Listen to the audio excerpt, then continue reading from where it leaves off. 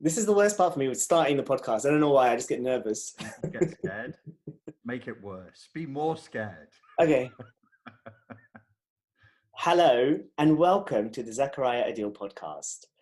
I did a podcast with this fabulous gentleman a few days ago, and we're going to be doing another one because I thought I would use the benefit of his knowledge and have a discussion about the gay scene, gay community, and let's look at narcissism and complex PTSD in that context.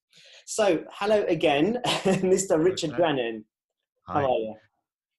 What I've put together, I've sort of used presumed a title, which is "Why is NPD so prevalent in gay culture?" That's what I've gone with. Is that sort of the right thing?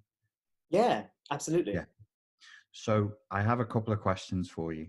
Mm-hmm. They're going to seem a little bit facetious, but would you say that you are gay? Yes. Have you identified yourself that there seems to be a higher prevalence of NPD in gay culture in the UK? I think so, yes. Every gay client I've ever had has said, men, all men have said that they think there's a real problem with NPD in gay culture, more than lesbians have reported to me. There's other issues in the lesbian community, but so specifically today we'll be talking about the UK and men, because I think if we make it specific, because you're here firsthand, you know what your experience is, and you can sort of back it up. Richard, just hold on one second. Yeah. I think what with your microphone and everything, I'm just going to plug my headphones in because my computer's making a bit of a vibrational sound. So Sure. Just 1 second. Okay. Okay, so you were saying, yeah, so let's make it specific to gay men. Yep. Yeah, all right. Gay men, particularly in the UK, because I think like people from Canada, people from America, Australia, there'll be an overlap, but we don't. I think where people get offended and they get hurt is if you start making generalizations and saying this is who you are, this is what your experience is. That means I'm not saying that. It's not Richie hetero-splains gayness to gay people, because that would be not good. And nor are you telling people what the experience is of people in America or anything like that. No. So my other facetious question, but it's an important one, is what does it mean to you to be gay? I think I'm might not be the best person to answer this question, because one of my friends has actually said to me, the reason why I struggle, because I've got my friends are sort of from all over the world, all different demographics. But one of my friends who actually works with a bunch of psychologists told me that the thing about you is that you don't lead with being gay. You lead with other aspects of yourself. And so I understand what you're asking, but I feel like I might not be the best person to answer that. This is an excellent answer. And that points to the crux of the point that I'd like to make. There's a couple of, like, when we're talking psychology and personality disorder, which is what narcissism is, it gets complicated. But that answer that you just gave is the crux of this, which is if you identify as gay and you lead with gay, that is intrinsically NPD. And I'm not going to try and save myself from trouble by saying, no, I mean healthy narcissism. I mean NPD, the malignant kind. And it even if a otherwise neurotypical healthy person, if they're neurotypical and they're healthy, but they lead with their identity as this, it's actually a category. It's not a thing. Then it will induce a replicated version. I'm going to explain, I'm not just pulling this out my arse. I'm going to explain exactly the structure of how this functions. It will turn you. It will lead you to a more malignant, narcissistic way of doing life. It has to, because of the intrinsic machinations that we'll get into.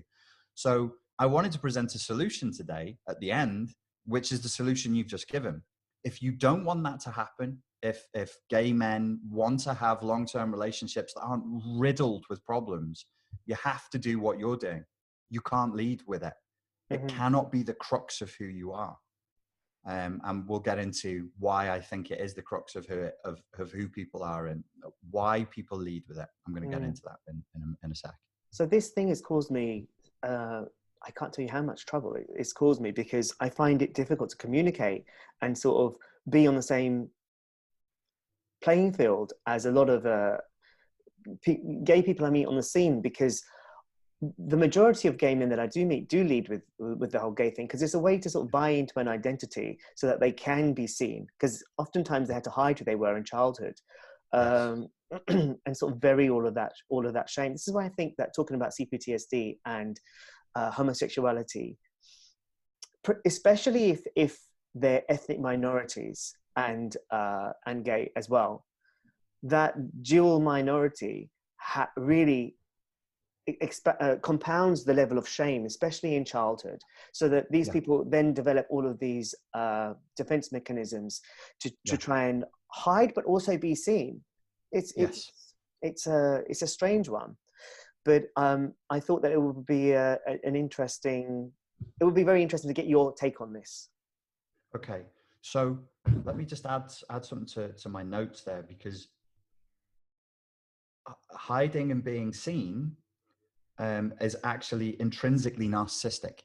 It's an intrinsically narcissistic thing to do. But I said it in a different way, but I'm going to add that to my notes, and then I'm just going to integrate it into what I say, give you no credit, and claim that was always what I was going to say. In an effort to look cleverer than I really am. Well, that's fine. my own experience with I can't even say it, look, because I need to be upfront. I don't believe in it. I actually I don't believe in gay as a category. I don't think there's any such thing as gay. I have to be totally honest with you. And some people that I've spoken to, who identify as gay, like that, and some people hate it because they're saying, well, you're saying I don't exist, and I'm saying, no, you do exist. You're just not gay. There's no such thing. There's no overriding social category that is gay, that is legitimate. It's an illegitimate social category. And the first thing I wanted to say is, in my own experience in childhood, I had gay experiences, as many people do. I was abused, sexually abused. Unfortunately, it was quite long-term. It was involved in-house stalking and grooming. It was pretty nasty. And then, I don't know if I told you last time we talked, but I've been gay bashed. Did I tell you that? Yeah. I got glassed for being gay, and it altered the course of my life. I've worked with a lot of gay people, and I set up a website, a YouTube channel, as you know, called the Spartan Life Coach. When young men come to me and they're confused, am I gay? Am I straight? I'll be like, well, why is it so binary? The Spartans had no concept of gay. There's no word for gay. They didn't identify, you're a gay Spartan, I'm a straight Spartan. All Spartans started with same-sex sexual activity. They all were trained from very young, from the age of 9, 10, 11. If you were Spartan, your first sexual relationships were with other boys. To the extent that some historians have claimed, the evidence is pretty much there, that when you were married off at age 14, your wife, as a young Spartan warrior, would cut her hair in a boy's shape and wear the night shift of a boy, because they knew that that's what you were used to. And then at that point, you were to transition your sexual energy from other boys to a girl who was your wife. So all Spartans, by our standards, were gay. All of them. It was systematic, but there was no word for gay. Similar things happen in other cultures. Samurai culture. It's a very contentious issue now in Africa, which is now very, very Christian and extremely anti-gay in many countries. But most of their warrior cultures, the initiation ceremony would involve either giving oral sex to an older soldier who would look after you, much as they would in Greece, or anal sex at the age of initiation, which is usually around 13 or 14. To me, there's a spectrum of human sexuality. Humans are very, very sexual creatures. As mammals go, if you compare us to other mammals, we're extremely sexualized. All of what we do, as Freud claimed, and I agree with him, can be traced back to a desire to control or express sexuality.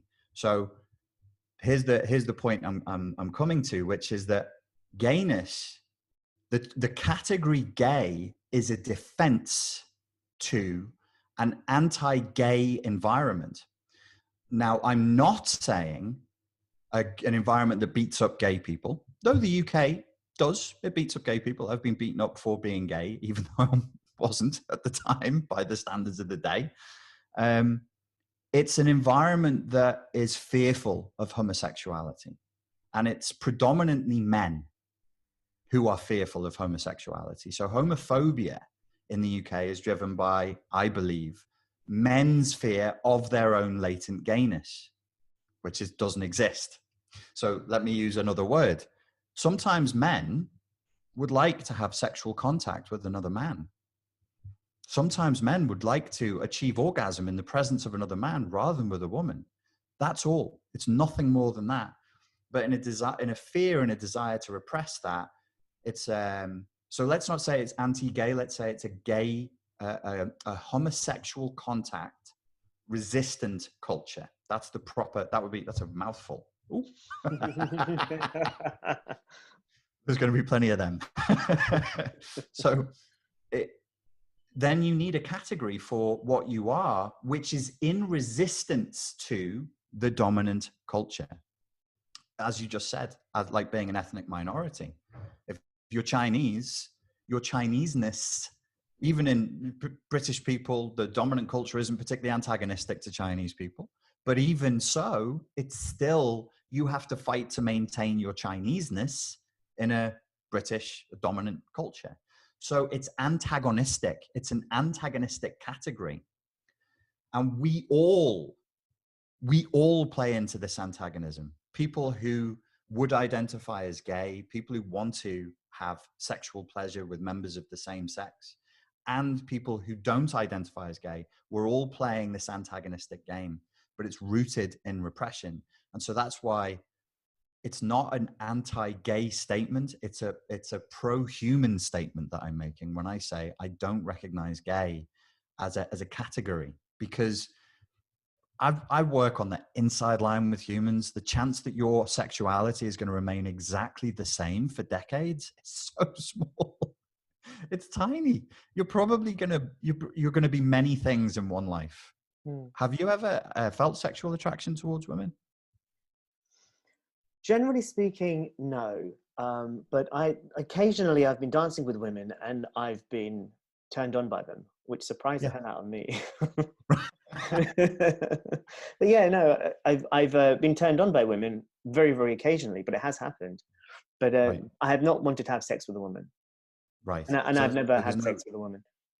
There's never been any ideation, any fantasies about women. I used to try, when I was younger, in my teenagers, I tried to convince myself that I could be straight. Do you remember the Gladiators? The Gladiators, the TV show. Oh, you were in Portugal. You weren't here, were you? I do remember that. That was the one that was shot in New Zealand, right? It had a bunch of muscly men in it. There was, in New Zealand, in America, they had their ones, and in the UK as well. This was in 92 to, I think, 2000. Oh, no, I don't remember that, no. Okay, anyway, there was a female gladiator called Jet, and I used to, she was like a real babe. Jet. Yeah, she was muscly, but she had a big ass. Yeah, a really beautiful woman. So, and you know, she's a psychologist. I don't know if you know, but yes, I do. Yeah, I love Jet. She's my favorite. She was my favorite, and I sort of tried to convince myself that I was in love with her, but I wasn't. Right. Sorry, Jet. Right. But I wasn't. No, she actually looked like an ex-girlfriend of mine. I love Jet. She was awesome. So there has been moments where you've been aroused despite yourself by the contact of women. Do you know about the Kinsey scale? Kinsey was the one who studied sex, right? Yeah, and he created a scale of homosexuality to heterosexuality, and there's a I think it's either a 4-point scale or a 6-point scale. But anyway, you were somewhere along that scale of hetero to homo, and I know that I've done the test, but I just would imagine that I'm quite homo. So you would be like 95% on well, the scale. On one of the previous podcasts I did with a friend of mine, I basically said, I think I'm 99.9999% gay. And there's that small percentage that, you know, lets you Yeah. appreciate women. Yeah. Well, the thing that I was going to go on to say is like that intrinsic antagonism means that you have to formulate a defense. And so in the UK, you can't just enjoy sex with men. You have to enjoy, you can only enjoy it through an antagonistic category that's fundamentally defensive, which means you have to justify yourself pre-sexual contact. You've already got to deal with guilt and shame even before it's ever actually happened. Would you say that was that true for your experience? Oh yeah. When I was a teenager, for sure. Yeah. So this defensiveness, narcissism is NPD is a shield against antagonism, is a shield against trauma. And the trauma has to be internal and external. So you need to experience the kind of abuse that would lead you to kind of attacking the self. And the narcissism becomes the shield for that. And I think the identity of, because the identity of being gay is an antagonistic category, it's rooted in antagonism, it's defensive, it becomes an externalized identity that isn't actually authentic. So this is another way in which it builds a narcissistic wall as a defense. It's not authentic. So I'm going to go further and say, not only do I not think that gayness is an authentic, it's not a legitimate category. I think it's impossible in this culture to even authentically express your sexual desires. So even when you go, fuck it, I'm going to go against the grain and engage in sexual behavior with other men, which is absolutely taboo in this culture, even then you can't escape the antagonism, because you have to do it in a way that is prescribed by this thing called gay culture, that is bigger than you, that's beyond you. So then you learn how to be gay. Does that make sense, or does that sound a bit wispy? Yeah. Well, no, I get the general gist of what you're saying. Right. But before we go any further, I just want to ask you something about that. Does that, do you think that in any way this whole gay banner could be helpful to people? Or are you primarily what I gather you're saying is that it's not helpful, that it's actually causes people more complications ultimately, because then to be gay has a list of attributes that sort of you need to step into as a result, but then you might lose who you otherwise are. But is there any situation in which you think that this notion of being gay under that banner would be helpful to a young child who doesn't know what they are, where they're going, or? Yeah, so I should be very clear on that. My solution for this would be, so if useful or not, functional is a great question. Total reform. I am a revolutionary in that regard. Like, we have to rethink everything. Yes, the answer to your question is yes, absolutely.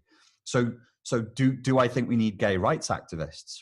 Well, I got glassed in the eye for being this thing. Like, somebody took a fucking pint glass just because he thought I was having sex with men and smashed it into my face. I could have been blinded. So do we need an oppositional force to that force of aggression? My God, yes. In a culture where that is fundamentally homosexuality repressed, do you need something to fight back? Well, absolutely, because I'm not going to say, if we don't and we submit to it, then we would be submitting to a completely psychopathic and tyrannical force. I mean, it's evil. It's anti-human. And the people who are doing it, as is always the case with psychopathic and evil tyranny, they're trying to repress a part of themselves. They're trying to expunge and cleanse a part of themselves. I'm in the middle of a podcast. So could you, hang on, sorry. Right, no worries.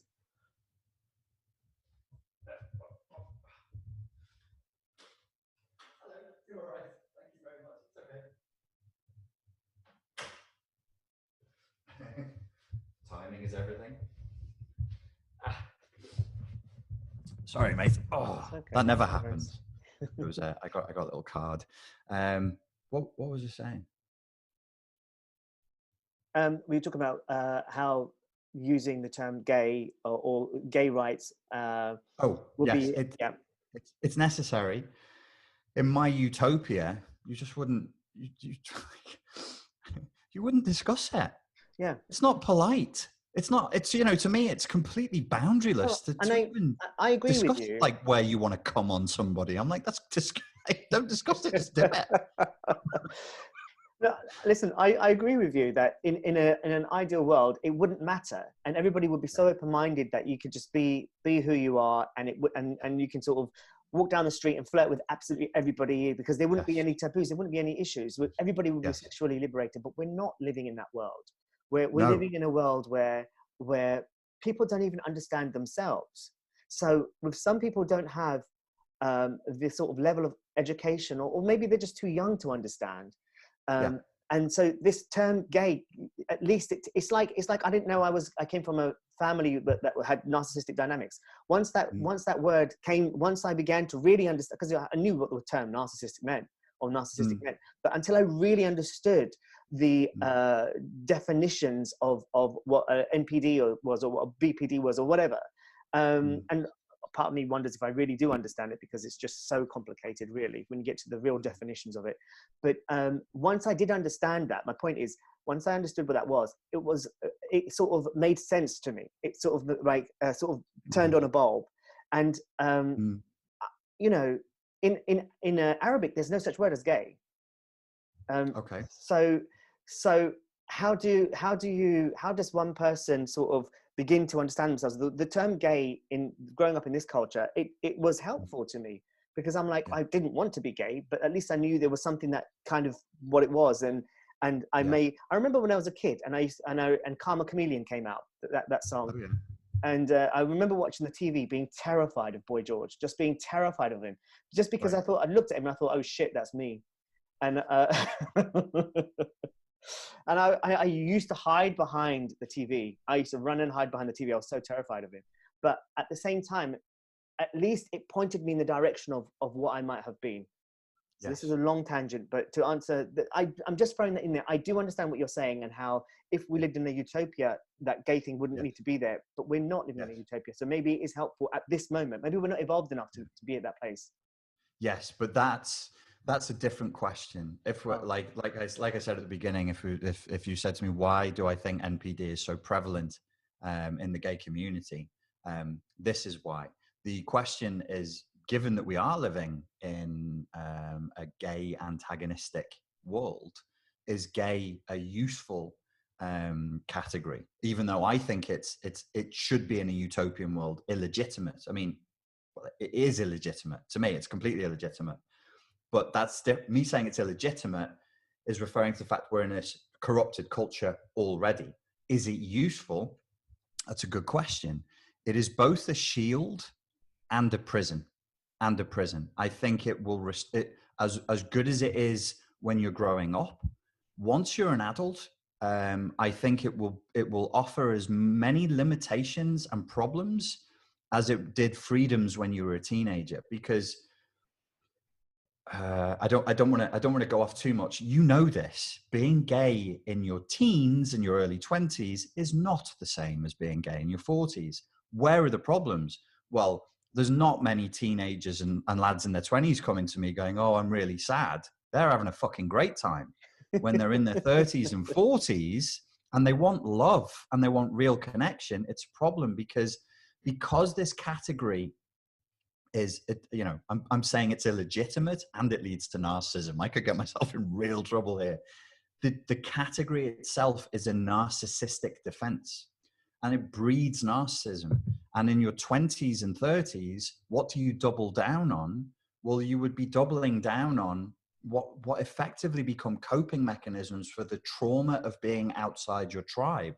So you're joining with a lot of outliers and you're expressing power. You're going, well, our power is our freedom to fuck. Our power is our freedom to just take drugs. And so there's this men together. I mean, my God, with testosterone, I can only imagine the chaos.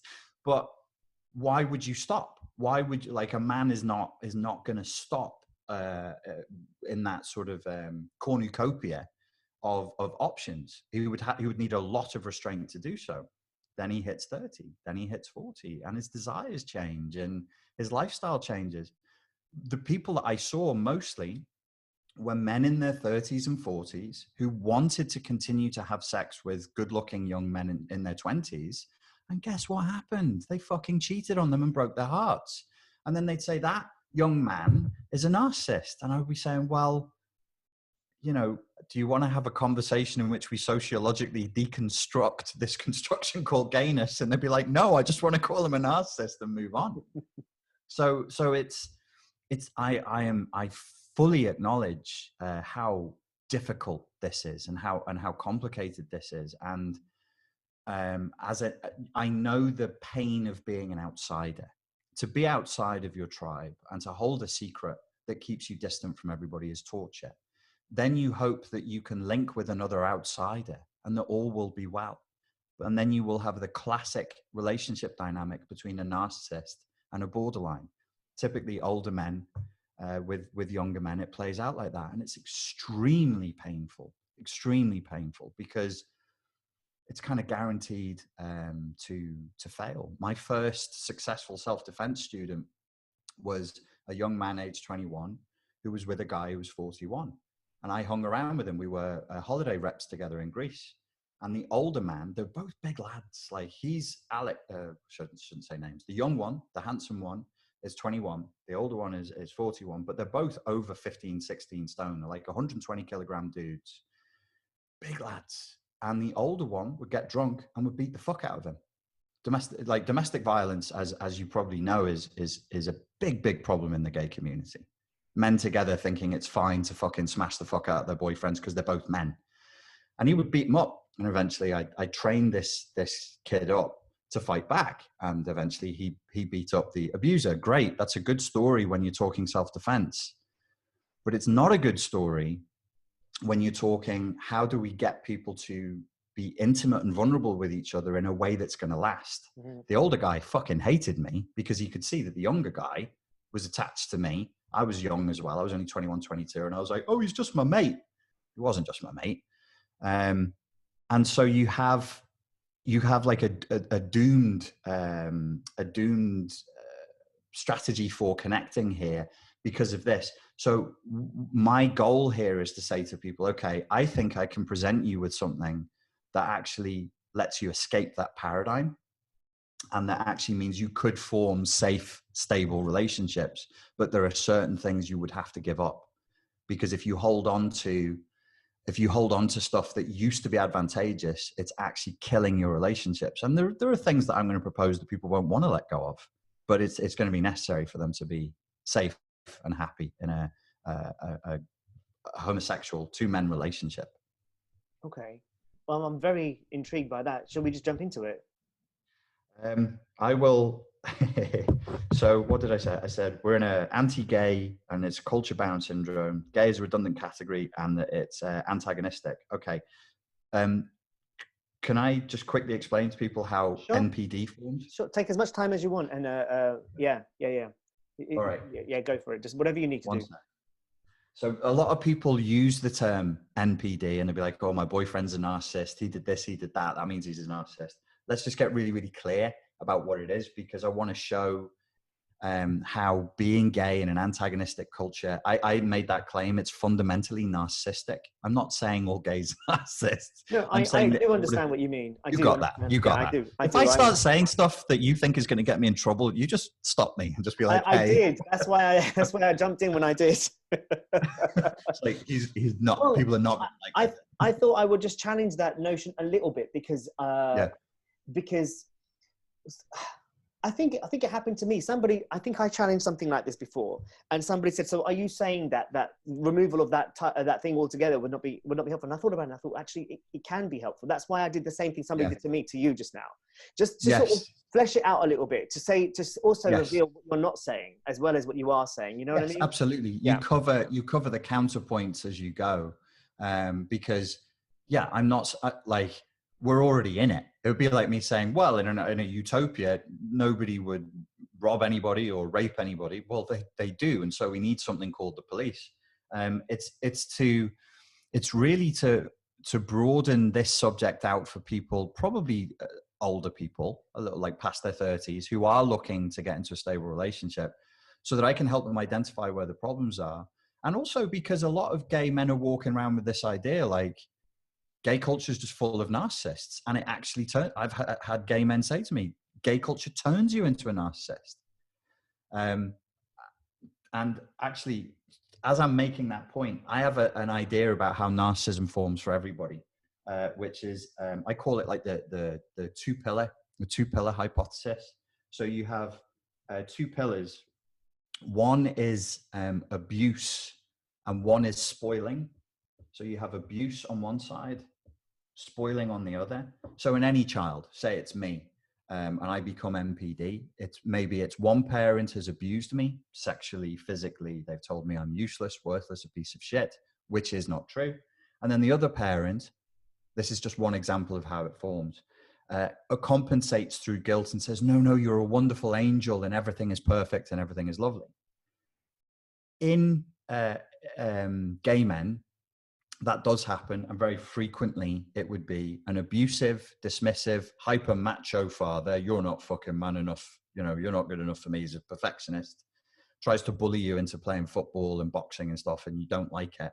And then the mother comes along and spoils you, which both are abuse, by the way, like spoiling and actual outright abuse, because we have an authentic self and neither parent is reaching the authentic self. The mother is treating you like a little precious doll, your mummy's little angel, you can do no wrong. In one polarity, you can do no right. In the other polarity, you do no wrong. But neither parent is nourishing the true self. So the child develops a false self, a mask, and only knows himself through abuse. You're a piece of shit, you're useless, you're sissy, this kind of thing. And then he knows himself through adulation, through applause. And this is highly narcissistic. Why do we see that why is there a stereotype of a gay character? Flamboyant, funny, cheeky, sassy, effeminate, a certain tone of voice, a certain physiology. Is that you? I would claim no. I would claim that's part of the narcissistic defense. It's a character that if you play the role, you are fawning. It lets people know who you are. And you're actually saying, I'm gay, I'm the funny one, please don't hurt me. Because if you're saying I'm gay, but I'm masculine, well, then I can punch you. Which is what happened to me. Somebody saw that I was gay, but not fawning. And he was like, well, I can glass him. This legitimizes me in with the glass. So you have to have the two pillar, and it negates the authentic self and only feeds the false self, which is the narcissistic mask, which is the shield. Now, when we're talking specifically in gay culture, the abuse is coming maybe from one parent, but also from society. Society abuses you, says you're illegitimate, but it also spoils you, which is also abuse. And this is the hard thing. Mm-hmm. This is the hard thing to let go of. You have license. You would have license in the way, if you're gay and white, you get license in the way that you do if you're an ethnic minority. So say like Patrice O'Neill is one of my favorite stand-up comedians. He's dead now, sadly. And he said, I will never receive reparations for being black in America. But he said, my reparations is I can say whatever the fuck I want, and you have to sit there and listen. So he would say, I love doing jokes about white people and making them just sit there and smile through it. That's his reparations. It's license. So you receive abuse, but license as well. You can be the cheeky one. You look at people who've built careers on this, like Graham Norton. Who's the British talk show guy with the teeth? And the glasses? I can't remember. Alan Carr. Alan Carr. Funny. He's hilarious, funny as fuck. Yeah. But all stand-up comedians have in the CPTSD spectrum, I claim, a fight, fawn, response. The fight comes from this pillar of abuse. The fawn response is coming from this pillar of abuse. Mm-hmm. You learn to be pleasing. You please mother and you fight daddy, but you can't fight daddy directly. So you ignore him, or you deride him, or you seek to dominate him. I won't make the case today, but I've wondered if the desire amongst gay men to fuck very masculine men and have them be the bottom is a revenge fantasy. I'm gonna fuck you because I got beaten up by chads like you at school, and this is my revenge. That would be a very, it's normal. It's a very human Yeah, response. no, I agree. I've thought about those types of things often, Yeah, to try and figure out why people have certain desires and certain fetishes as well. It makes sense to me. Right. So this two pillar, what I'm trying to present is that not the human, not you, not Zach. You're not a narcissist, but Zach as presenting as gay man, it's narcissistic. And the coordinates for operating in an anti-gay society, i.e. an antagonistic relationship with culture, is narcissistic. To survive, you must, my God, could you imagine me saying to a 14-year-old boy, you must survive as authentically and vulnerably as a gay man in this world? He would be destroyed. He would be crushed. Yeah. He wouldn't make it to 18. Be authentic, be vulnerable, be open. No, he has to adopt this to deal with the slings and arrows that are going to be cast his way just because of what he wants, his basic primal desires. So if you don't do this, which is why you're not narcissistic, you're leading with, well, I'm Zach, I like tarot, I'm into astrology, and somewhere down the line of self-identity, I prefer making a sneezy wee with boys than with girls. That's it. It's further down the line. So we're not relying on the narcissistic defense. And that's where I think when I say NPD and narcissism, I'm not saying that everybody who is gay turns narcissistic, but many do, because the trauma is that bad, it's that strong. And they can only, so you said, and I wanted to pretend I said it, but fuck it. I've already admitted it was yours. Now it's too late. You said to be seen and not be seen. That's a perfect description of narcissism. Elton John, look at me, look at me, look at me. The performance, the piano, the hat, the hair, the clothes, look at me. But he's also saying, don't you fucking look at me. Don't see me, because I'm a wretch. I'm in here. There's a worthless, useless, golem maggot creature. Look at my false self. I can't remember his real name, but Elton John's not even his name. He wants you to see Elton John. Is he Reggie Watts? He's Reggie something. Right. Yeah. Reggie Watts. He's like, don't, for Christ's sake, don't look at Reginald Watts. I'm this lad who was raised in this environment. My father didn't love me. He rejected me because I was gay. I'm a nothing. I'm a working class, blah, blah, blah, blah, blah, blah, blah. But Elton John, so you have this extreme polarity, which is one is useless and worthless and pathetic and a creature of utter contempt. No sense of style, no sense of panache, no sense of grace. Fuck that normal guy. I hate that guy. I'm not him. I'm Elton fucking John. And it's jewels and feathers and all the rest of it. But it's narcissism. That's a narcissistic defense. You can't experience love, so you take applause instead. Now, what I'm saying is, when or if somebody wants to let go of this, they let go of the abuse, but they let go of the applause, and they let go of the license to say whatever the fuck they want as well. You can no longer show up as a caricature of a gay man. You show up as a human being. This is not advice for young people. This is advice for people in their 30s and 40s who've done the work, who've overcome their CPTSD, and they feel comfortable enough to show up as a human being. This is what I was gonna say, actually, is that it seems like for some people it's just part of the journey. So when you are in those teenage years, or when even sort of prepubescent, when you're sort of coming out of that and you're beginning to realize, oh, this whole world exists, then you sort of step into it. And I remember I was at 17 years old, I was 15 stones in weight. And then because I wasn't being seen, and I was doing the whole, I'm fat, I'm funny, I'm jolly, I'm happy. I was crying and I was dying inside, but I was playing that sort of joker on the surface. And I was doing this bizarre thing, how I was pretending to be more naive than what I actually was. Yes. Because Very again, codependent. It's a fawning response. Yeah. yeah. I know that now because I've read Pete Walker's book, but at the time it was like, and I was very ashamed of myself. Even while I was doing it, I was very ashamed of myself. But so 17 to 21, I lost like 5 stones in weight. I was doing gymnastics. I was going to the gym. I was doing dance, and I started to live. I stepped into that narcissistic gay identity. And I started going out with friends and flirting with people, being I hate the term, but cock tease, that sort of stuff. But inside, I never lost my empathy though. That's something that I've observed, is that I kind of, if somebody was to say you're acting like a dick, I could take it and I'd be like, yeah, you know what, I was.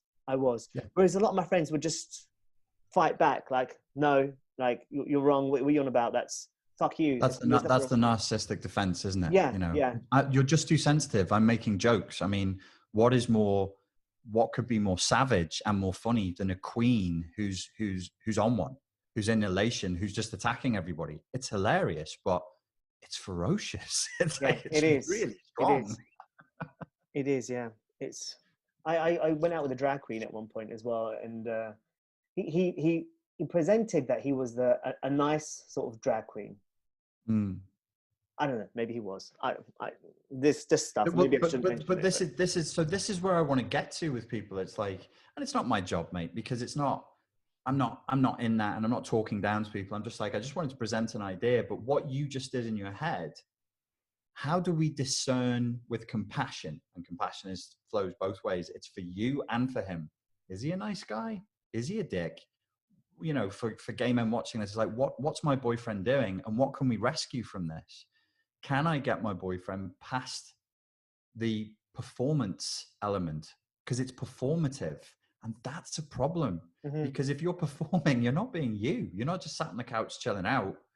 You're doing it.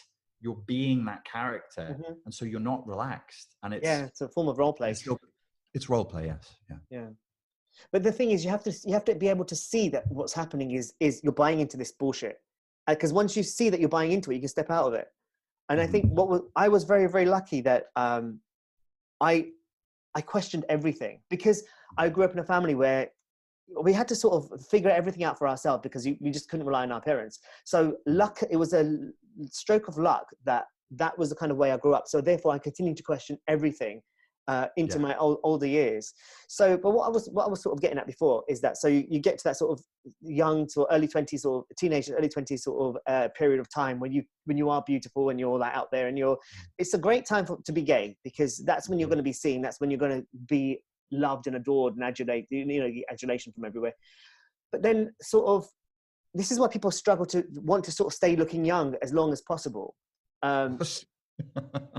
Yeah, but so that's the very first thing I put up on here is looks and youth and like insecurity that comes along with that. It's one of the things I was wanting to sort of raise, and I'm glad we've jumped straight into it.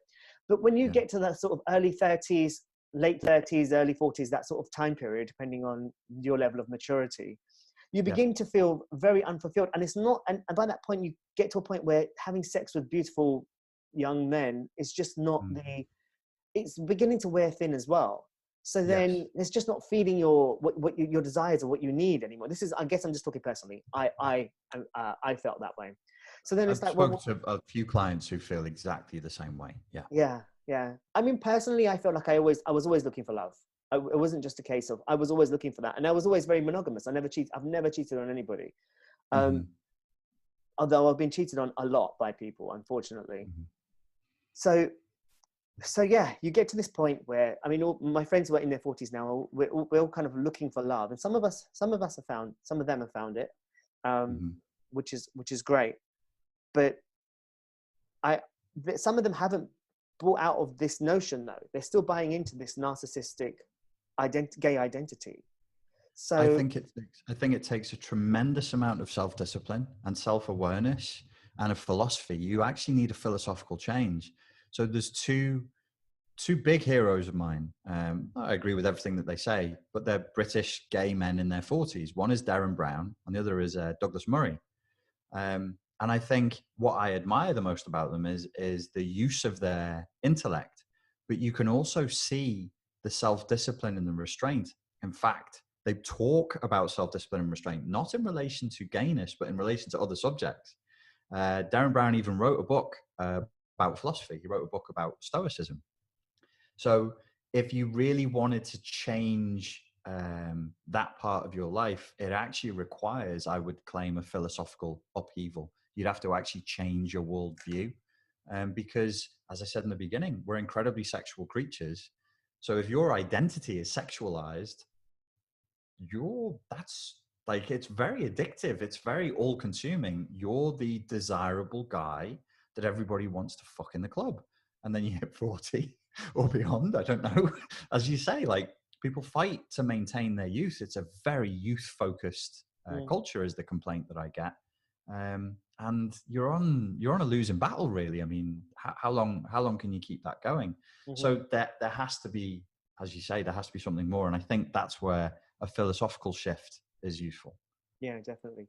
There's two fantastic books. One's called The Velvet Rage by Alan Downs, and a guy called Matthew Todd, who's actually from Croydon, where I'm from, who was the editor for Attitude magazine for a long time, and he wrote a book called Straight Jacket.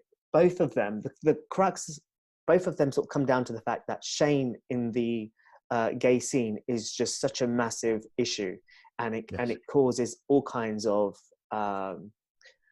follow-on vices, I guess, or ways of being that just aren't helpful, which we know from the CPTSD work. We know that shame is such a core problem. And so once you deal with that, it begins to heal other aspects of your life. But sorry, I didn't mean to interrupt. Let's, if you're ready to sort of continue with your whiteboard. Oh, no, the final point that I was going to make is just that because I'm presenting the case of why I think NPD is so prevalent in the narcissistic, my God, that'll get me in trouble, in the gay community, which I just conflated with narcissism, is that on the notion of shame, I just would like people to understand from an NPD and CPTSD perspective that NPD at its core is about shame. It seems to be shameless. Well, you could argue there's a total lack of healthy shame, but there is plenty of toxic shame there. So there's no healthy shame, very little restraint, a strong desire amongst some to go out and to get a negative reaction and to provoke negative reactions, which is where we see there's a spectrum within the gay community, and there are some people who just are wind-up merchants. They're reaction seeking. They're quite violent in the way that they want to provoke homophobia, to go, do you see what we're fighting? Do you see what we're up against? Which I think is not helpful. But that's not because they're gay. That's because they're ill. That's because they probably have full-blown NPD and full-blown psychopathy at that point. So you just described my brother there. I think my brother is very much like that. Yeah. Right. In my family, it's quite strange because there's four of us, and I reckon four of us are gay, but I can't say that, but I reckon all of us are gay. Very, very strange sort of family. But my brother he's bitchy, he's queenie, he's very funny. He's hilariously funny, but he's not nice. Let's put it that way. And is he accepting of his sexuality, or is he dating women? Oh no, he's gay as can be. Oh, okay. Yeah, but you have another brother who you think is gay, but actually, I've got two sisters and one brother. There's four of us. Okay. Okay. Yeah. So the youngest one is out. She's a lesbian. The oldest one, we just don't know. Okay. I have my personal views, but she's a question mark. What was the worst thing I said that would get me in the most trouble? I'd have to watch it back, but I think. Okay. Well, the thing is, I haven't disagreed with anything that you've said, really. And I don't think anybody will. When you think of the gay scene, the kind of established gay scene is narcissistic. We know it is. Looking great, all those superficial things that make somebody look great. It's all image conscious. Look on social media. There was this guy, actually, I can't remember his name, but he was in his 40s and he was writing. He wrote all of these self-help kind of inspirational books, and he was talking about in his books about how great it was to grow older and be gay. He hit 50 and he wrote this book, and the book was about to be released, and he killed himself. Because he said, it's a lie. It's all a lie. It's all a lie. My life is shit. He was like this really handsome, big, muscly, bulky guy. And he left a suicide note saying that my life's a lie. I hit 45, 46 or whatever it was. And it all went downhill after that. And I'm living a lie. I'm so unhappy and blah, blah, blah. And he killed himself. So to say that it's really hard not to buy into that bullshit. Because if you want to be seen, you have to buy into it. And that might sound like what's the word? Like a simple way of looking at it, but it's kind of the truth. So when I'm slim, when I'm healthy, when I'm sort of lost my weight and I'm muscly and I feel strong and attractive, you step out into the gay scene and you get seen. When I'm sort of like, I can't do this anymore, and I just sit down there and I eat a bunch of chocolate and I get fat again, I'm like, I just hide and I don't want to be seen. So, and why is that? Why don't I want to be seen? Because if I step out there, I'm just going to feel like people are laughing at me and people are I don't get seen as a man, as somebody who has any sexual value whatsoever. And that's hard for me to accept. And under all other circumstances, do you find it easy to see yourself as a man? Do you see it like you're a gay man? Okay, the gayness part, we could say that's, you don't, there wouldn't be an insecurity about that because it's performative. And as long as you're doing that, being a man is a little bit more harder to define. Do you feel like a man? Definitely more so now. I felt like a boy for a long time. And, right, which is PTSD. Right, yeah. But so it's interesting that in the last few years I've begun to sort of emerge, and also I am different. My behaviors are different. I don't behave the way that I used to up until 35, 36. I turned 40 this year. Yes. And I think that was a real, turning 40 in January was like a turning point for me. It was like, that's a big number. Yeah.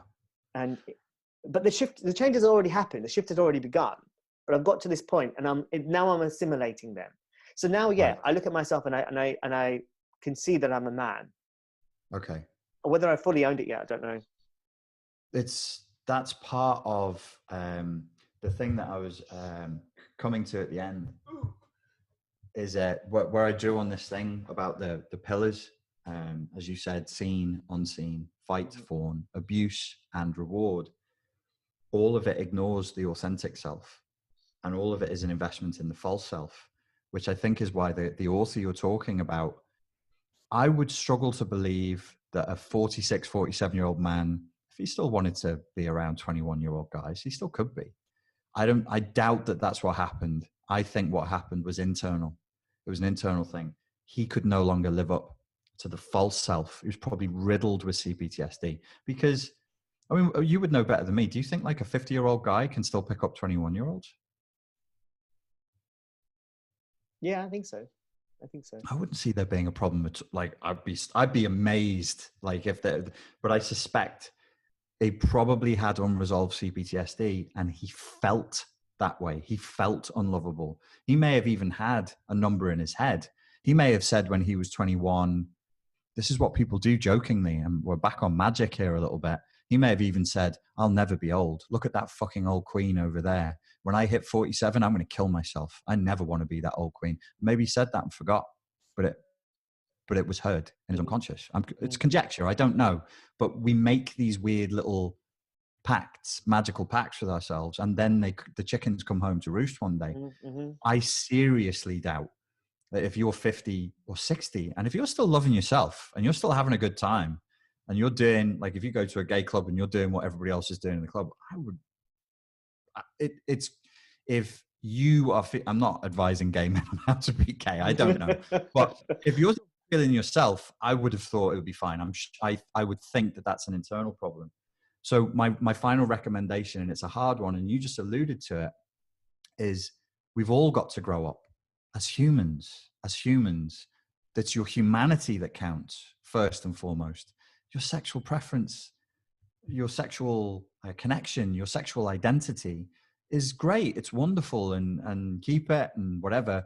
But if you grow into the authenticity of who you are and you let go of the false self, you'll find, because this is what I'm experiencing now, is my sexual identity is changing, but I'm not doing any work on my sexual identity. I'm just trying to be more authentic.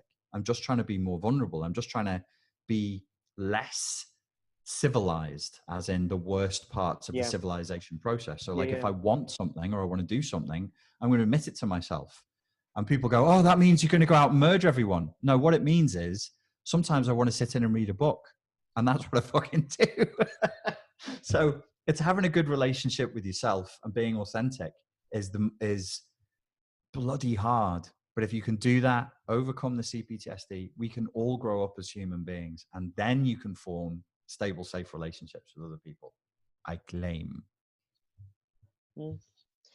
Sounds like a good idea. I'm going to be deplatformed. And I'm going to blame you. for this. Yeah, you know, because the gays control YouTube, so. That's right. That's right. The gay inquisition. That's the power that's there. Did you say that you had like a 5-point plan or something earlier? Yeah, I hit my 5 points. Yep. I'll send it to you afterwards, and then you can put it in the you can put it in the thingy, the comments. All right. I can have one of my Russian guys go through, and these lads, they're so good, so fast, so efficient. They'll go through and timestamp it as well, so people can go to those points. Because I think if anybody takes like a sentence of what I said out of context, it's going to make me look pretty awful. Like the thing of saying gay is not a legitimate category. Let me qualify that. It's a necessary category in an antagonistic culture. I really wish that it wasn't necessary, and that people would just, my God, how strange we are as creatures that we're still obsessed with what other people are doing with their genitals. I mean, it's like we're stuck in the fucking Middle Ages. We get all funny about genitals. Yeah, you know how there's this thing about people who are homophobic probably have latent homosexual desires. Mm-hmm. I used to think, I used to think there was a real basis to that when I was younger. And now I've come to the point where I think that I think it's a lot more than just that. That I think it's almost like, before I might have said, 50-50, some people are just ignorant, but I think it's more than that. I think it's like 80% of people that are homophobic are probably got latent homosexual desires. I have no doubt. I mean, and otherwise, why would you care? It's just, why would you care? Why would it be a thing? I obviously on YouTube, I'm the sensible guy who helps people overcome CPTSD. So I have my role, and it's narcissistic because it's a false self. It's not who I really am. But I'm involved in MMA, bodybuilding, and I used to do nightclub security. I fuck with my friends all the time. I touch men all the time. I'd be like, you are fucking buff, and I'll feel their muscles and stuff like that. And nobody, not once, has ever responded with like revulsion or violence. I think it's a cultural taboo that is because of, it's where we are in history. It's just where we are in history. The idea that there's something intrinsically wrong with homosexuality, but we're all such fucking hypocrites because we don't assign the same level of issue to women, which is why I don't think narcissism is such a problem amongst lesbians, because everybody, male, female, gay and straight, goes, it's okay. Girls want to do that with girls. It's just a phase. It's not a big thing. Or even go on, do it. I want to watch you do it, which is also a very, very prevalent response. So there's no doubt in my mind that homophobia, I would say homophobia is 99% a fear of our own desires, our own sexuality. Yeah, that's a good way of putting it. Do you know about the Japanese teenage girls, how they have a real penchant for homoerotic literature? That involves men? Yeah, 2 men. Teenaged Japanese girls like to read books about 2 men falling in love their I've had sexuality. stories written about me to feed the tastes of Japanese, Malaysian, and Chinese women. They send me the stories like, this is fanfic. I'm like, 90% of it is gay. So Really? if I feed, oh God, Oh. yeah, absolutely love it. I've got a mate who I used to go to the gym with in Malaysia, and we just have this kind of relationship. And we talk like sexual fantasies and stuff all the time, and she would tell me in graphic detail the sexual fantasies that she had about me and my mate Raj that I went to the gym with. And I'd be like, there's something fucking wrong with you. She likes men, she likes girls, but her favorite way, if we're going to go there, when she's masturbating, she says, I don't come harder than when I'm thinking about two men. And I was like, okay. See, that's very interesting to me. That's very interesting to me. Like, I just can't understand it, I think. Because I'm a gay I'll man help. that gets off on watching two men have sex, right? Actually, one of the things I was going to talk about was on top of my list was porn and porn's unrealistic expectations in the gay. Oh, okay. So I guess that sort of leads into that question. Like, what do you think about how the pornography? Not that you would know about pornography on the gay scene, or who knows, maybe you do. Yeah. But I would pretend I didn't. I'd be like, well, I don't fucking watch that. but like, it sets people up. Like these guys that turn up with these crazy bodies and their equipment that just goes on forever. It's like, how is anybody supposed to live up to that? And it's such a cause of insecurity to people. Well, I think this is where the gay community, the lesbian community, the heterosexual community, and everybody in between can come together hand in hand and say, this is not good for us. This is just not. This really is causing narcissistic injury for every moment that you're consuming it.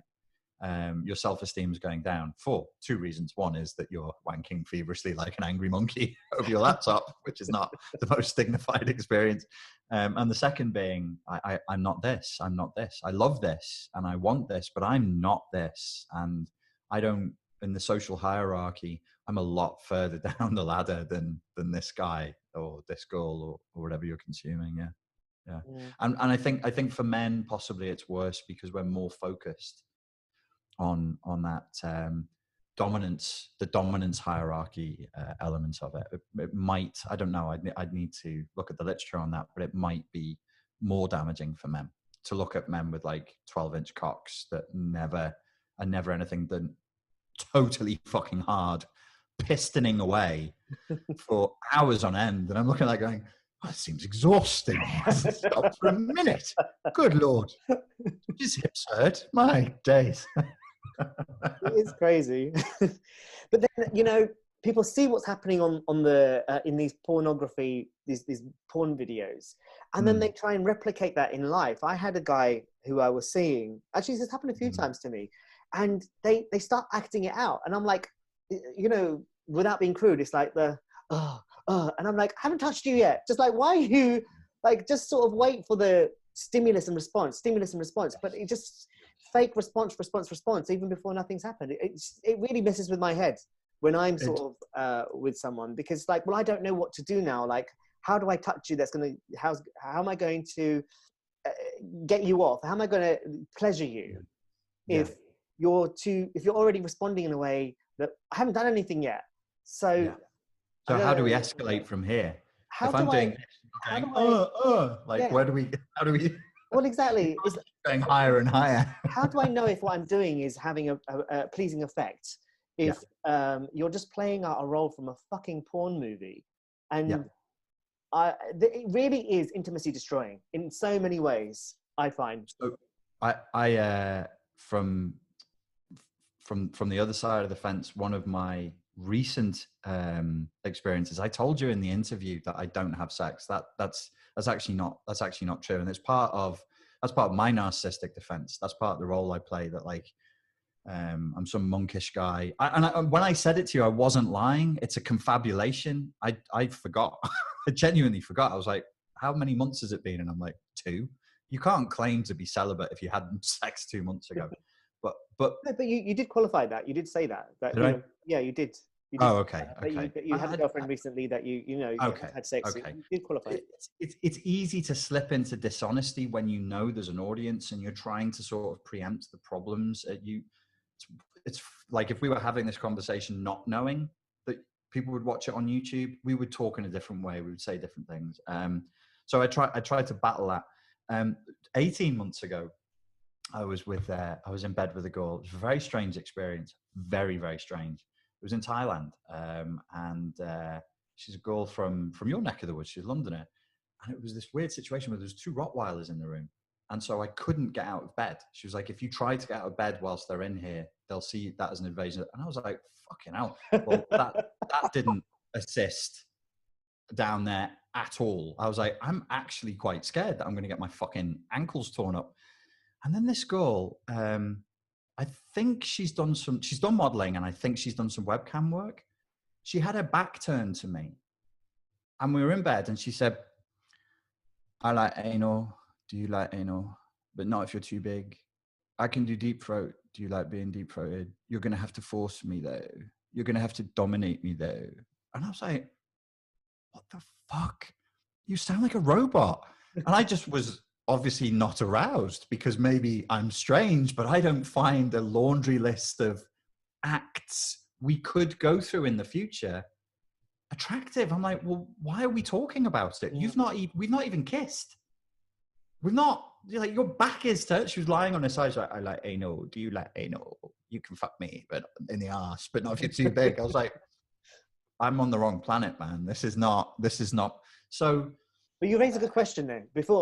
I mean, the thing is, isn't sex supposed to be this thing where you sort of go into it and you let the chemistry dictate what happens next and what happens next and what happens next? And it's so interesting on the gay scene, on these apps like Grindr and Scruff and all these things. It's like, I'm a top versatile guy, or I'm a bottom, whatever it is. And it's like, you're defining what you're going to do even before. And I've fallen into that, because people want to know what your preference is. But I'm a versatile person. You mustn't, Zach. Just from now on, new rule: don't fucking tell anybody anything. No dick pics. No nothing. I won't sex with a girl. I'm like, no, you're fucking with the timeline. Sorry to interrupt you, mate. No, it's fine. But basically, that's the gist of what I'm saying, is that it doesn't feel right to me to sort of do that, because until you meet somebody, until you see what the chemistry is, you don't know who's going to do what. No, exactly. And it ruins it. But this is why I say, when I said earlier that the identity of hello, I'm Zach, I'm gay, is freeing when you're young. It's a shield to fight with. But once you get past a certain age, and it won't be 30s, it'll be your early 20s, it imprisons you. So we've already identified, me and this young lady have already identified via text what we're going to do when we get together. What's the point in getting together? You've sent me naked pictures of you. I can just have a wank, think about what I was going to do to you, and go asleep. There's no point. So you're 100% right, but it kills everything. We're living in an anti-intimacy environment. You can't have love without intimacy, and you can't have intimacy without vulnerability. As you've just said, I don't know what I'm going to want to do with you. Yeah, I have my preferences, I have my fetishes, I have my styles, but wouldn't it be nice to just meet you in that place where there's no cameras on, there's no phones on, there's just me and this girl in a dark room, which is how, we used to do it in the 80s and the 90s. No expression ahead of time what the intentionality is. And you start to experience the person non-visually. We are living in the age of the spectacle, as Guy Debord said. And that ruins everything. It's a tyranny, spectacle, that which we see. When I'm in that room, I'm going to smell that girl, and I'm going to get information about her at the genetic level. This is how we find out whether we're good fits for a procreation, through smell, through the hormones, through the pheromones. And then when I kiss her, there's going to be a certain energy there. And I believe it may be your star sign. It may be, it may be astrology. It may be who you are. So the color of me meets the color of you and creates a new color. Maybe there's some weird, new, alternate fetish that I would only ever do with, Mary, but I'd never fucking do that with Sarah. That's a thing. Mm-hmm. But we've taken all that out because we're commodifying each other. And this is late stage capitalism. I want to know what the product will do for me before I buy it. What's the horsepower on that BMW? What does it do on 0 to 60? What color is it going to be? No, motherfucker, you don't get to know before you're supposed to know. You're ruining everything. You have to be intimate. You have to be vulnerable, show up, and then discover each other. My God, a revolutionary idea. Yeah. Yeah. I mean, oftentimes now we're meeting through apps, which is kind of a artificial way to meet anyway. I mean, it's not the natural way that humans have met for, yonks, wherever, for as long as it can be. We're not meeting, by the way, on apps. One false self is meeting another false self. Pure narcissism again. My fake version of me, my representative, is meeting your representative, her representative. It's not a meeting. Sorry to interrupt you again. No, it's fine. It's fine. No, it's a valid point. But then isn't that part of the problem though? If my false self is going to meet your false self, we're going to have some false shit. So how do we get back to a place of reality then? I guess you do it individually. One person has to do it for themselves, and then hopefully we'll energetically collide with another person that's done the work. I personally believe that the Roni and where we're up to in human history, there is a better than average chance that we will see a sexual revolution, and it will be beyond sexual. It will be an economic. It will start with a sexual revolution, and then it will go economic, and then it will be political. And I pray for it. I hope that it will. We need to turn away from the machines and back to our humanity. Before I forget, the point that you made before about porn, I've had a large number, a significant number of young men in their early 20s telling me that they have real problems getting an erection. And when I say a significant number, I'm talking about 6 or 7 guys, but they didn't come to me with erectile dysfunction problems. They came to me with another problem. And then when we got to the sex part, all 7 of them that I spoke to in a 2-year period, all had erectile dysfunction problems. And 4 of them, of the 7, were using Viagra with their girlfriends. Wow. At 23 years old. Oh my God, that's crazy. And I just wanted to make the point that this modality of of trying to make a false self meet a false self, it requires chemicals, it requires drugs, it requires steroids and plastic surgery and all of the shit that goes with it. Because I have my pet theory on this is that women generally have become animus possessed, the Jungian concept, which means they're acting in a very masculine way, which I find completely penis erection destroying. Like I've tried every mental trick in the book to work around it. And I'm like, I don't feel like I'm with a woman. And so this is not arousing for me. Men, on the other hand, have become anima possessed. So they've become more feminized, but it's a negative version of masculinity. So when the woman takes the masculine, she's not taking like a noble man. She's taking a bully, a psychopath. When the man takes femininity, he's not taking noble femininity. He's taking the worst elements of femininity, like passivity, complaining, manipulation. It's ignoble. It's not the good version of it. It's the negative polarity. And this is causing real problem in terms of sex. According to Sam Vaknin, the solution that a lot of men are coming to is homosexuality. He said he's looked at research that indicates that young men, like 15 to 25, are turning gay in record numbers because they can't connect with women. There's no that energetic dynamic has gone, so they go for men. How can that be? I mean, how can people choose? I don't get that. I really don't.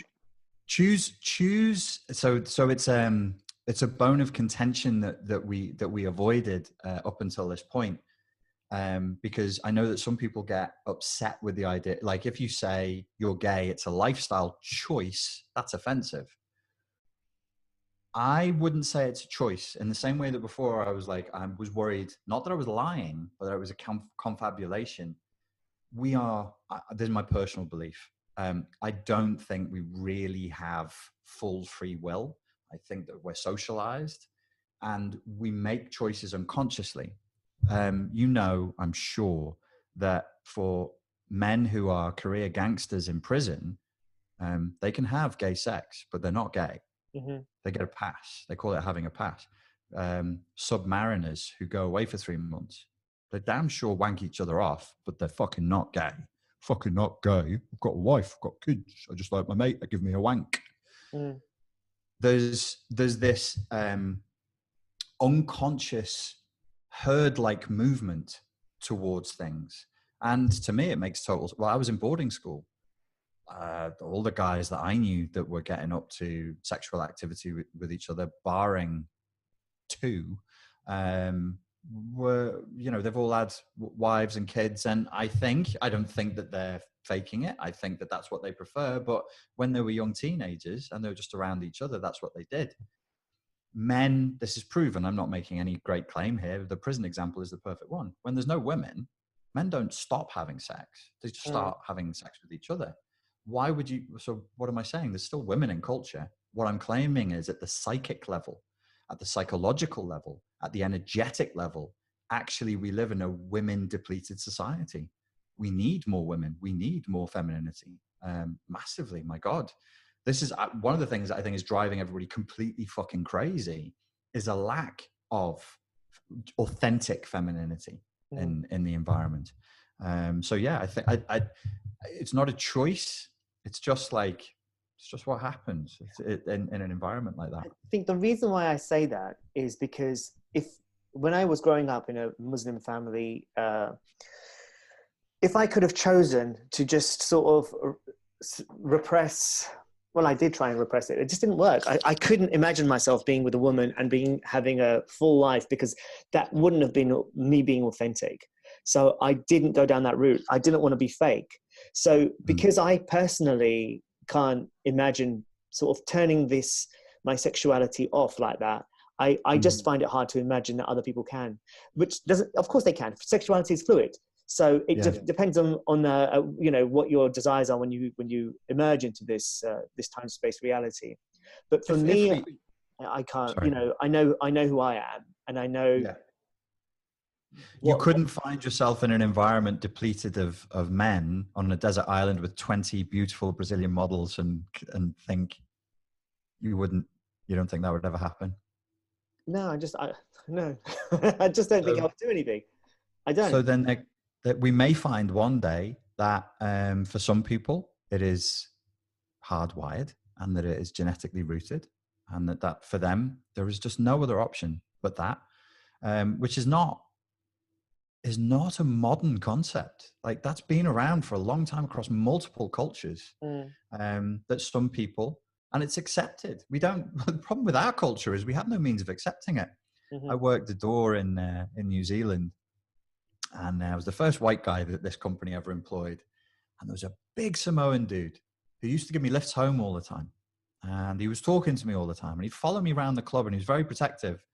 And the Tongan guys were going, "Oh, likes you, bro." And I went, "Oh, does he?" They went, "Yeah, of course, bro." I said, "I didn't realize he was gay." But he's not fucking gay, bro. He's not gay. He's a fafafini, eh? He's a fafafini. And I went, "What? What's a fafafini?" There's a designation in Samoa, and I think in Tonga as well, for a man who is a woman, and he can be a midwife, and he can look after children, and he can serve the needs of men as well. But he's not this thing that you must never be, which is gay. No, he's a fafafini. Because that's why I say this category that we have, I think is antagonistic. It's not. It's necessary, of course. I agree. It's necessary in opposition to, but it's not great. It's because it's not integrated. Being a fafafini, that's integrated. That's righteous. You're in the tribe. You're in the culture. You're not an outsider. You're one of us. But if you're gay in our culture in the UK, you're tolerated, because we have this awful word, which is tolerance, which is, from my side of the political spectrum, the left wants to talk tolerance. Do you want to be tolerated? What do we tolerate? We tolerate bad smells. I don't want to be fucking tolerated. Yeah. Thank you. Do you think that's changing? Do you think that's changing now? Do you think it's more? Do you think it's changing now, and it's being more acceptance? We're being more accepted, and it's not a tolerating thing anymore. It's shifting. What we need is we need the generation and the people who we're stuck with these issues. We need them to, if not die, at least hand over the reins, because we're living, it's such a strange world we have. Let's talk about the UK only. We are modern and ancient. There are things in our society that are from the 1800s. We're Gen X. We're not holding it. I mean, there are Gen Xers who are real homophobes, who are real racists. And I always think like racism and homophobia, you have like this spectrum. But when you look at, well, spectrum are who just make mean comments and people who actually do violence. When you look at the boomers, is it unfair to say there is this low, they don't want to beat gay people up, but they don't like gays. They don't want to beat black people up, but they don't like them. And they'll be like, and you say, well, what about your friend Frank from work? Oh yeah, he's all right. He's all right, yeah. They think that makes them not gay, not racist. My God. I'm actually thinking of, I got confused there. I'm actually thinking of my mum. She does that. She'll like, I don't fucking like the Muslims. I don't. And I'm like, what about Raj? Well, not him. I don't like black people. Well, what? Your mate at work, they take food into each other. He brings in Jamaican food. She brings in English food and they swap it. They're like two little bezies. But in her brain, he's not that category. And I'm like, he's absolutely black, mother. I'm telling you, that's a black man. Yeah, but you know what I mean? No, I don't fucking know what you mean. I don't know how you hold. It's very common. It's very, very common. I mean, loads of people do it. I used to work for a sheltered housing scheme, and they loved me. They loved me. I started these like coffee mornings and gardening schemes and library and everything.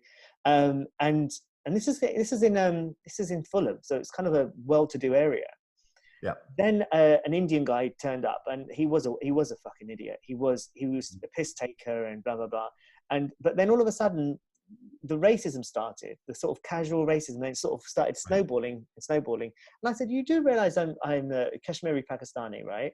And they're like, it was like literally, they just waited for me to stop speaking and just carried right on. Seriously, and I had to. The racism got increasingly worse because he was a fucking arsehole. Let's not lie. Yeah. But I had to leave soon after that because I couldn't deal with it. It's brutal. I had the same thing in Malaysia with the Chinese there, where the wonderful thing about Chinese culture that I've experienced, and I'm the only people I really know are Singaporeans, Malaysians, and Hong Kongers, so it's all Cantonese, is they'll be very rude to you, but at least you know what the fuck they're thinking. And so the racism is up front. You know, you white people, you fuck everybody, you're disgusting, you're drunk all the time, you're a disgrace, blah, blah, to my face. And people in my age group, it was fine. But when it was the older generation, when I was living in Malaysia, saying guaylo all the time to my face and thinking that because they said it to my face, that made it okay. But it was different. The intent was different. And I was living in a particular place and I had to leave. I was like, I can't, something about the way you're doing it, the intent with which you're calling me guaylo is not nice. There's something actually really quite a problem here. So intent is a huge part of it. Absolutely. But this is the world that we're living in. The boomers, they kind of need to make way, because I don't know people in Gen X. I know white nationalists who are Gen Xers, but I don't know this. You know, can you imagine like two 65-year-olds who are Scousers, and they're white, and they've been raised in Liverpool, so they've been around black people their whole lives. But when black people aren't there, they'll say stuff that they wouldn't say if black people were there. You just don't seem to get that with my age, with the Gen Xers. So the white nationalists that I know, they're Croatian. They served in the army under the Ustasi in the Yugoslavian war, and their nationalism is, I love my country and it's this and it's that, and they have their political views. And I talk to them because I'm like, this is fascinating. I want to know why you think what you think. I don't know. It's different. It's just different. Two old white Scousers saying the word coon bothers me more than a guy who comes up to my face and says, I know you have a Chinese girlfriend, bro, but you got to know I'm a white nationalist. And I'll be like, okay, let's have that conversation. Do you hate me for that? Is it wrong? No, it's not wrong, but your country is your country, and we prefer, you know, it's that, like you say, maybe just call it casual racism. I think it's worse because I think casual racism leads to institutionalized racism and blind racism, whereas nationalism that has a political ideology is out front. It's in the consciousness, and I can see it. And I go, okay, tell me what you believe. Do you want to kill me because my girlfriend is Chinese? No. Okay, then I can. So it's the hidden stuff. But it's also good to talk about it. Yeah, exactly. It's good to talk about it. It's good to get it out, because then whatever somebody really thinks doesn't fester inside and doesn't turn into something more insidious.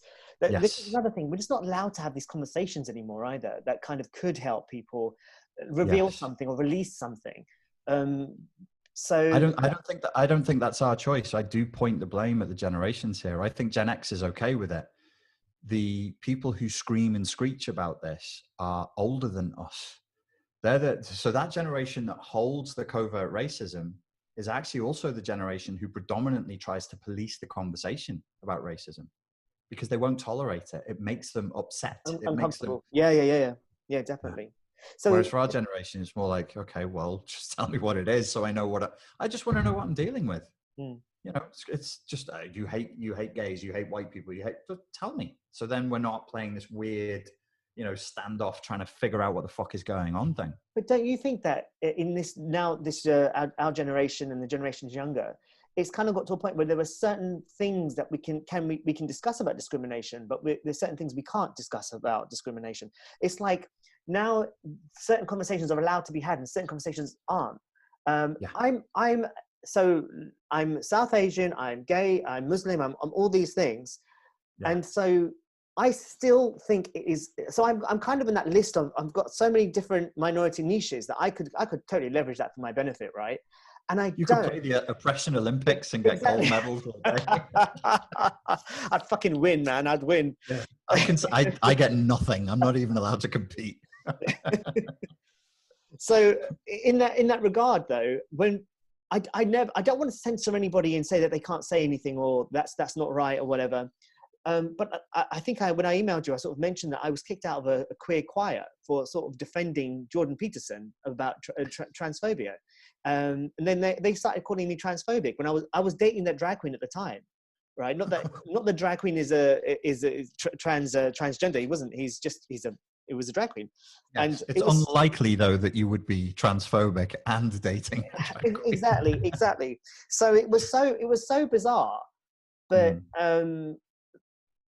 we weren't allowed to have the conversation about what Jordan Peterson was actually saying, and I lost a lot of friends as well. And then at one point, what happened in the end is I put there was this joke. I'm fat, but I choose to identify as translender. And I put it on Facebook, right? And you would not believe the abuse I got. And I would. I would. They told me, everybody told me you need to remove it. And I, like a stubborn bastard, that's why I put it up, because I was like, I'm not fucking removing it. And it's still on there now. It's still on there. And I didn't remove it. I think this is one of the big problems that people like Douglas Murray has, because he echoes a lot of the sentiment and a lot of the questions that Jordan Peterson had about that whole issue of pronouns, and his book, The Madness of Crowds, is about this policing, not what you can say, but whether you can even have the bloody conversation. And we're really going too far in the wrong direction there. Millennials seem to be big on that. The last time I had a big falling out with a guy, he was working for me, and we couldn't work with each other anymore. He claimed that my videos were a gateway drug to Jordan Peterson. And I was like, first of all, I don't believe that my videos are. And second of all, so what? Like, well, you're talking about Jordan Peterson, like he's heroin, like he's a dangerous, addictive drug that will hurt people. His views are centrist, and some of them are leftist. Some of them are more to the right, but they're not extreme. So when you gun down somebody like that, I worry. I'm very, very concerned at people's response to Jordan Peterson and Douglas Murray, who is a gay man getting attacked by the gay community for the same thing that you just said. There's a real fear of conversation, and that's not good. We shouldn't fear the we should be conversation. able to speak our minds, and freedom of speech is just being targeted left, right, and center. But there are, bringing this back a little bit to the gay scene again, when we're sort of going back a bit about the racism on the gay scene, there is a lot of it. And I think in terms of what we were talking about earlier, if gay is a narcissistic defense, then it would make sense that there would be a lot of racism, because if somebody is sort of stuck in that mind frame of superficiality, then anything that doesn't sort of appeal to their basic nature is going to be wrong or outcast or whatever. So there's a real problem, because what happens is that you meet these people who are, because the society or the community sort of outcasts them, so they begin to outcast themselves. Then you'll find that they color their hair blonde, or they'll put contact lenses in, or they'll just try and be anything other than what they actually are. So that causes another host of issues, I think. But definitely, it's sad to see. You know, the gay community in the UK is a subculture, and it's an alternative culture. So it's very sad to see rampant conformity within it, and extremely harsh policing of behavior, language, and values. I used to work on Victoria Street as a doorman, and around the corner from us, there was a lot of gay clubs and gay bars. And there was a gay guy who took a liking to me. He was a nightclub rep, and he's exactly what you're talking about. Black dude, bleach blonde hair, doing everything he can to sort of not be in the black category, but to be in the gay category when you look at him. So what hits the eye will be the fact that he is gay, not that he's black. And so, yeah, no, I'm sadly aware of just like that whole period in Greece where I was living. Like the majority of male friends that I had were gay, and what I saw inside of like 9 months, it was really, really very disturbing. The violence, the bullying, the one-upmanship. I mean, it was brutal, and I was on the outside of it. I was like, fucking hell. The heartache, like but this would feed back into Freud's concept of the narcissism of small differences. So if you're alike, you're more likely to attack somebody who's like you than somebody who's very different to you. I saw this with door work. So I've always claimed that actually interracial violence is quite rare. Intra-racial violence is horrendous. I'll beat the shit out of a white guy in the way that I wouldn't dream of doing to a black guy.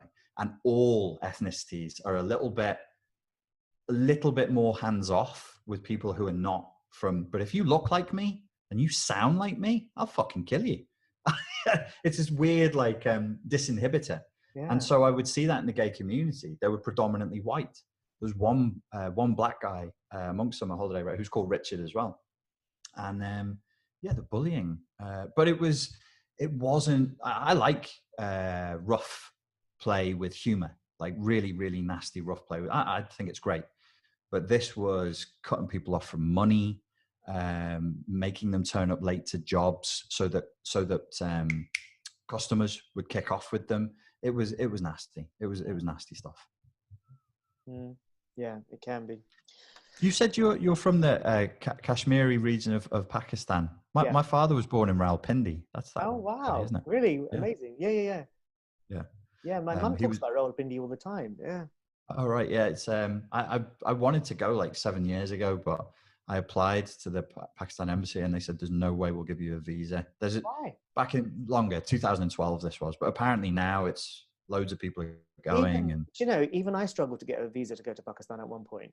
There was a mate of mine from Pakistan. It was a British Pakistani. We were both applying at the same time. I was like, I want to see my father's hometown. And he was like, well, I need to go back to that area. He couldn't get one either. They were just like, it's too dangerous. So I won't go down that line of stuff, but I could sort of, I won't. I want to. It's better now. It's better now. It is slightly better now, but I'll make a note. I'll talk to you about it afterwards. So looking down here, I think we've actually covered everything I wanted to talk about. Addictions, drugs, alcohol, partying as associated with the gay scene image on social media. Now, you did that Plugged In documentary, which was really interesting, with Sam Vaknin, who, so that was really interesting, and didn't come as a surprise to me. That can you tell us a little bit about Plugged In, this documentary? Yeah, sure. We actually set out to explore complex post-traumatic stress disorder amongst teenagers and the incredibly high statistics for teenage suicide, eating disorders, which are an all-time high, and it's been exponential in growth. And as we started to develop the documentary, I saw in the published literature, such a close correlation with social media usage and mental health issues, significant mental health issues, very, very, like things that are lethal. That's the route that we decided to go down in the end. We're like, okay, we actually need to warn people about the effect of social media usage. And as we looked further into it, it's an incredible story, because we found that the social media companies not only know exactly what they're doing and how damaging it is, they double down on it. They call themselves dopamine farms. The social media platforms call themselves dopamine farms. They are designed to absorb as much of your time and your attention as they possibly can, with no thought for the mental health consequences and the societal consequences, which are very real and very serious. Yeah, for sure. If I don't have any of the apps on my phone at the moment. That's not true. I've got one of them, but it's not like a Grindr app, which honestly, if I have Grindr on my phone and I'm actively looking, I can't put the phone down. I literally, as soon as you put it down and a bump happens, you'll like straight pick up again. And it's like I'm on it constantly. The battery runs out. The data runs out. It's crazy.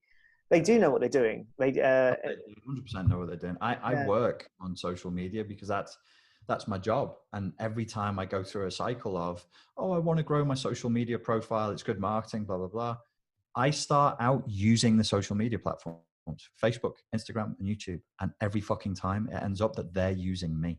And I see it happen. It takes 4 or 5 weeks. And within 4 or 5 weeks, I'm nervously checking the apps. And I'm like, what's my thumb doing? I didn't send a message to my thumb to open why am I looking at a YouTube comment? It's the name of the game. They know what they're doing. They've done a really, really good job. They use designers from the porn industry and from the gambling industry to put little things in that keep you looking, that keep you addicted, and that keep you coming back. Yeah, smart buggers. Yeah. Okay, cool. All right. Should we wrap this up? Yes, sir. Is there anything you wanted to say? Is there any advice that you can give just generally so that we can better maintain our mental health? Yes. Peace and love to all of humanity. You've suffered enough. Being human is hard. It's a hard challenge. Your sexuality, your sexual identity, your personal identity, these can be sources of tremendous suffering as well. I hope I did a good job of conveying to people the importance of being honest with yourself, being authentic, and being vulnerable. You cannot have it all. You will not have lasting, real love in your life whilst doubling down on the false self. We all do it. Have your time, have your party years. It's fine. Your late teens, your early 20s, but grow beyond it. Culture won't ask that of you. Culture asks you to remain a teenager. So to paraphrase Terence McKenna, culture is not your friend on this one. It's not your friend. Don't look at what everybody else is doing and copy them. Be conscious, be aware, seek to grow, seek to mature. And then I think you can have real love and fulfillment. Wonderful. Thank you. Thank you very much. And thank you for coming back on again. And hopefully, if you don't mind, we might have you again if you have the time. Yeah, sure. I enjoy talking to you. I'll be happy to. Thank you very much. So thank you very much, everybody that's watching. And I will see you again on the Zakariya Adeel podcast. Bye-bye.